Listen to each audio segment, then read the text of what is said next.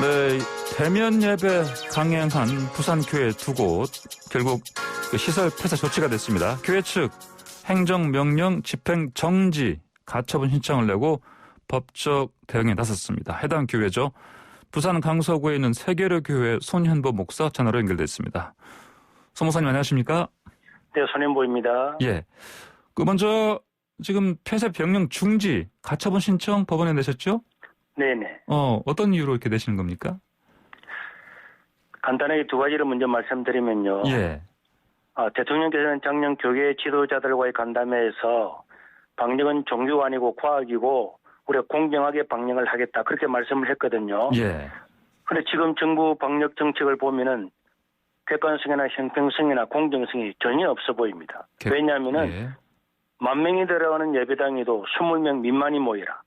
5,000명이 들어가는 예배당에도 20명 미만을 모이라고 하는데 예. 실제로 방송 송출하는 사람을 빼면은 네. 단 한 명도 예배를 못 드리게 하는 것과 동일하기 때문에 예. 사실 위헌적이고요. 지금 서울 지하철에는 하루에만 730만 명이 다니고 있잖아요. 예. 그런데 한 명도 확진자가 생겼다고 하는 말을 들어본 적이 없고 정말 이렇다면은 우리 서울 지하철은 규칙의 지하철 아닙니까? 그리고 또 하나는 우리 헌법에서는 종교의 자유가 양심의 자유, 표현의 자유, 출판의 자유, 집회 자유와 함께 먹고 사는 경제의 자유권보다 우위에 있는 가치라고 말하고 있고 이 기본권을 침해할 때라도 최후의 수단이거나 그렇다고 할지라도 시기, 장소, 방법을 최소화해야 된다고 이야기하고 있고요. 그래서 우리나라보다도 훨씬 많은 확진자와 사망자가 나왔던 미국, 영국, 프랑스 대법원에서도 절대적인 기본권인 종교의 자유를 보장해야 된다고 판결한 것은 우리 다 알고 있는 사실이고 지난주에도 변호사 시험을 치는데 정부에서는 원래 확진자는 시험을 못 치도록 했지만은 이분들이 가처분 신청을 내었을 때에 헌법재판소는 1월 4일 날 그 가처분 신청 인용을 하면서 확진자라고 하는 이유로 응시 기회를 잃게 될 경우에는 직업 선택의 자유를 과도하게 제한한다고 말씀했잖아요. 이런 헌재의 논리에 따른다면은 확진자도 없는 교회, 한국의 8만여 교회를 그냥 거의 일방적으로 정식 예배를 못 드리게 하는 것은 이게 위헌적인 요소 아니면은 무엇이겠습니까? 그래서 저희들이 가처분 신청을 법원에 낸 것입니다. 그럼 손 목사님, 지금 다른 네네. 교회들에서는 지금 대면 예배라든지 이거 이후에 그 확진자들이 지금 나오고 있지 않습니까? 네네. 예. 혹시나 그 손 목사님 교회에서도 그런 상황이 일어날 수도 있지 않습니까? 그런 걱정은 없으십니까? 만약에 대면 예배를 한다면요. 예. 일어나지 않는 사건을 가정을 해서 제재를 가한다면은 예. 그러면 그거야말로 범죄할 가능성이 있다고 그 사람을 감옥에 집어넣습니까? 도둑질할 가능성이 있다고 이거는 우리 자유 헌법에 위배되는 말씀이잖아요. 그러면 확진자가 생겼으면은 예. 생기는 그 교회에 제재를 가하거나 네네. 하는 것은 충분히 이해가 됩니다. 그리고 작은 교회들 이런 것을 하지 못하는 시설이 안 된 데는 예. 그런 데는 정부가 나가서 지도도 하고 도와도 주고 온 국민의 한 마음으로 코로나를 극복하도록 해줘야지 모든 교회에 일방적으로 강제적으로 일률적으로 다 예배를 못 드리게 한다. 이게 사실은 위헌적이지 않습니까? 저는 그렇게 생각합니다. 그럼 송다사님께서는요. 네. 그럼 한 몇 명 정도까지는 대면 예배를 허용해도 된다. 이런 생각이 있으십니까? 몇 명까지가 아니고 예. 방금 말한 것처럼 10,000명 모이는 교회는 예. 그 규모에 맞도록 적은 숫자라도 예배를 드리게 해야지. 예. 방송 송출자 외에는 지금은 한 명도 예배를 못 드리게 했잖아요. 예. 그러나 식당이나 마트나 PC방이나 그립기로 훨씬 더 어려운 이런 곳에서는 하고 또 사실 우리 사회자님께서도 저도 마찬가지지만은 식당에 가면 마스크를 벗고 우리가 밥을 먹지 않습니까? 예. 그런 데는 한칸만 띄우면 다 밥을 먹도록 하고 예. 어마어마하게 큰 예배당에도 방송 송출자 외에는 한 명도 예배 드리게 하지 못하는 이것이 예. 합당하지 않고 어느 것이 더 위험하냐? 지하철이 위험하냐? 식당이 위험하냐?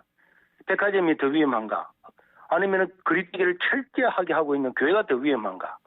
이런 것을 우리가 형평성 있게 공정성 있게 해야 사람들이 우리가 최선을 다해서 더 해야 되겠구나, 따라야 되겠구나 이렇게 한 것 아니겠습니까?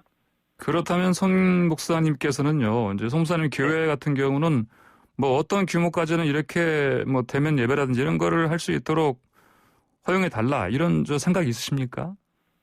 이를테면요? 그렇죠. 저희 교회만요. 예. 지금 우리 서울 수도권을 제외하고는 예. 모든 수도권 외 지역은 2단계입니다. 그죠? 예. 2단계에 준해서 하는데 원래 2단계는 교회에서는 20%가 수용 인원의 20%가 예배를 드리게 돼 있는 거예요. 예. 이게 정부가 발표한 단계에 포함되어 있습니다. 네. 그런데도 수도권 이외 지역의 모든 업종들은 20%를 하면서 예. 종교단체만 20명 이하로 제한한 겁니다. 네. 이건 공정하지 않지 않습니까? 자기들이 법을 만들었는데 네. 법을 만든 지 한 달도 안 돼서 자기들이 지금 어기고 있으니까 어떻게 여기가 우리가 공감을 할 수가 있겠습니까? 그러면 손 목사님 교회 같은 경우는 뭐 20%는 몇 명 정도까지 대면 예배를 20%면은 네. 1,200명 정도까지는 네. 2m 거리를 유지해서 예배를 드릴 수가 있는 거죠. 그렇군요. 사방 2m를 유지해서요.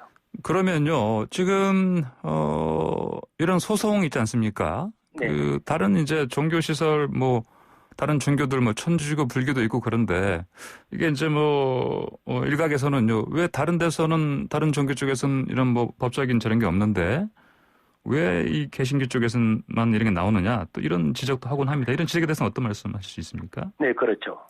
정부는 작년 9월 14일부터 2개월간 동안에 예.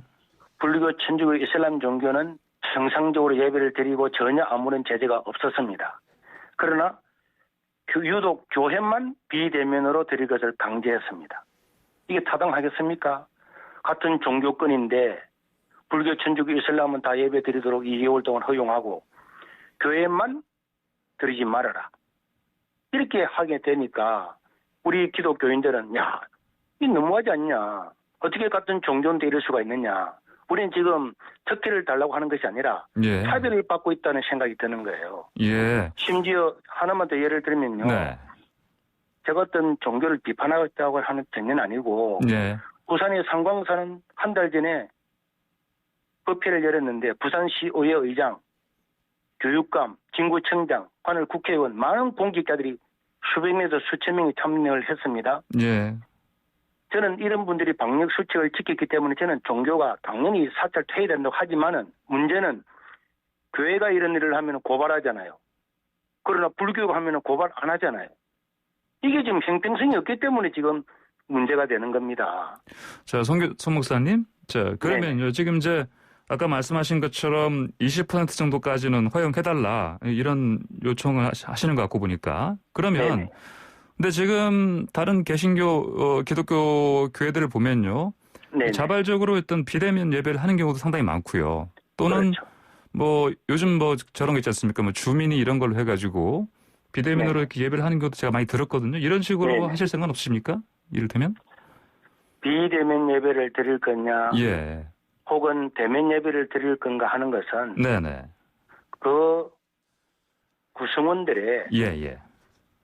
의지에 맡겨야지. 정부가 예. 20명 미만으로 드리라. 5명만 드리라. 예. 100% 드리지 말아라. 이렇게 정교 분리가 되어 있는 나라에서 네네. 예배에 몇 명 드릴 것인지 어떤 방식으로 드릴 것인지 이게 위헌적인 겁니다. 네. 자, 이렇게 이제 그러면 결국 이제 대면 예배를 계속 이제 하시다가 네네. 결국은 이제 시설 폐쇄 조치를 받으셨는데 네네. 당장 그러면 어떻게 뭐가 바뀝니까? 저희들은 법원에다가 예. 가처분 신청을 내었고요. 네.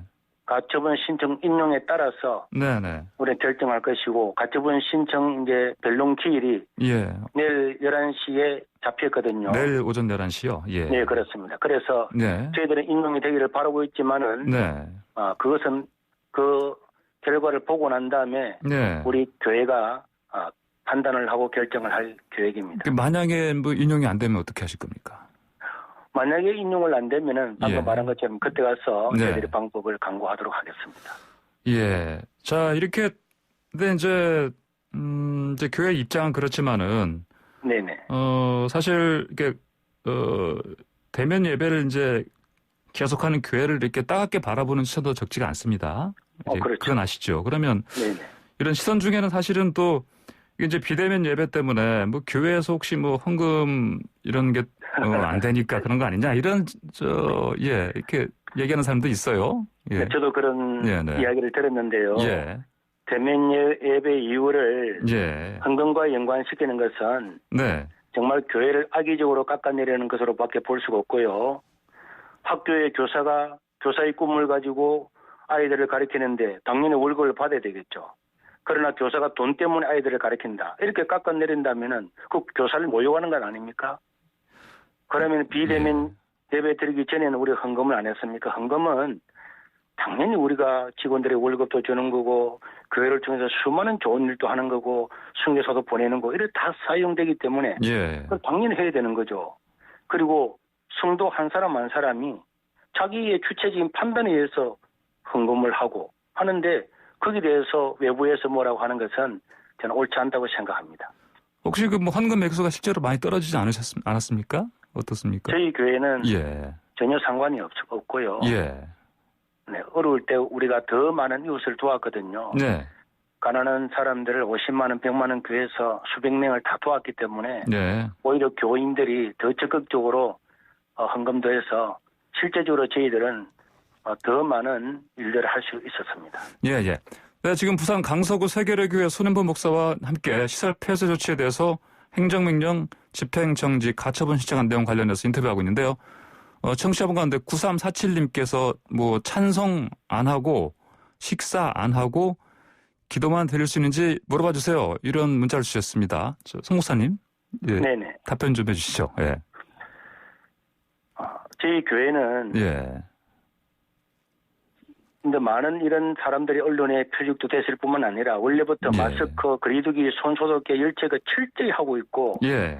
2m까지 앉아서 이렇게 하고 있거든요. 예. 예. 그런데 만약에 예배를 드리고 밥을 먹고 이런 것도 우리가 밥을 먹는 이런 건 안 하지만은 예. 국가에서 정말로 밥을 먹었기 때문에 코로나가 생겼는지 예. 예배를 드려서 코로나가 생겼는지 그렇게 한 것을 조사를 해서 예배 때문에 코로나가 생겼다는 것이 나오면은 예. 그 예배 위험에 따라서 예배를 중지하거나 할 겁니다. 만약에 밥을 먹다가 생겼으면은 밥을 안 먹고요. 그래서 저희들은 다 밥을 먹거나 이런 건 다 안 하고 있거든요. 예. 소모임도 안 하고 있습니다. 우리 교회는 들어와서 한 방향으로만 앉아서 예배를 드리잖아요. 그러면은 식당에서나 커피숍에서나 어디서보다도 사실은 더 안전한 곳입니다. 예. 자, 그러면 방금 말씀하신 것처럼 이제 대면 예배를 하셨지만은 방역을 준수하셨다 이런 말씀이신데. 당연합니다. 그럼 혹시나 앞으로 이제 확진자가 생기면 그에 따른 조치를 하시겠다 이런 입장이신 겁니까 그러면? 그렇죠. 코로나는 누구나 생길 수 있는 거고 예. 내가 걸리고 싶어서 걸리는 것도 아니잖아요. 예. 그러나 저희들은 최선을 다해서 방역을 하는 것이 우리의 또 책임이고 우리의 또 의무이기도 하죠. 예, 송 목사님 계속해서 지금 저 청취자분들 메시지가 들어오고 있는데 하나만 더 좀 읽어보고요. 네네. 답변 가능하신 좀 봐주십시오. 네네.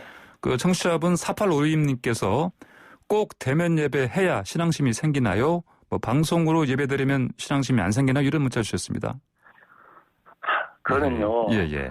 첫째는 우리 예배라고 하는 것은 수천 년 내려온 기독교 신앙 생활의 핵심 중에 하나고 예. 대면 예배라고 하는 것은 비대면과는 대체할 수 없는 예. 그런 내용이 있는 거거든요. 왜 우리가 자녀를 학교에 보냅니까? 그냥 집에서 온라인으로 하면 되는데요.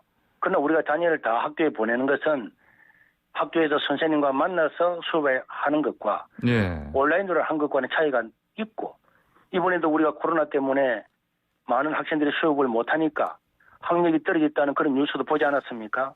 대면과 비대면 예배는 이 정도의 차이가 있기 때문에 예. 할 수만 있으면 방역을 지키는 안에서 대면 예배를 드릴 수 있게 하는 것이 좋은 거죠. 예, 알겠습니다. 자, 그런데 그 일각에서 또 이런 얘기 좀 들으셨죠? 뭐 세계례 교회하고 광복절 집회 뭐 연관성 얘기하는 사람도 있고 또 전광훈 목사 뭐 무슨 관계가 있다 이런 주장도 있습니다. 이건 사실이 맞습니까? 어떻습니까? 저는요, 예. 제가 지금 우리 사회자 선생님하고 예. 저랑 아무 관련이 없잖아요. 예. 그런데 누군가 와서 그 YTN 선생님하고 저와 무슨 연관이 있느냐 물으면 제가 뭐라고 말하겠습니까? 예. 저는 예.